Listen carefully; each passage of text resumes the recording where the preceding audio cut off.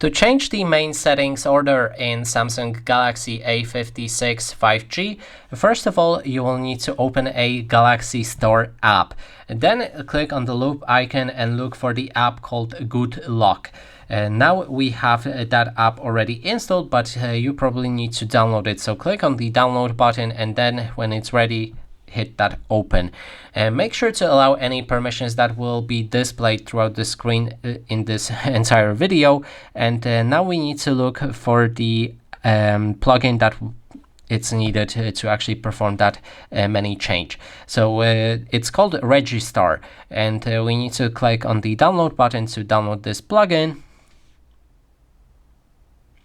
Now it should be all the way up, and we can click on it to pop it open.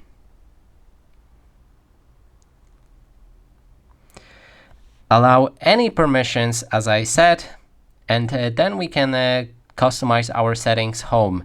We can go for menu, order, and group settings, and now you can move any settings you like in your main menu settings. And that is basically everything.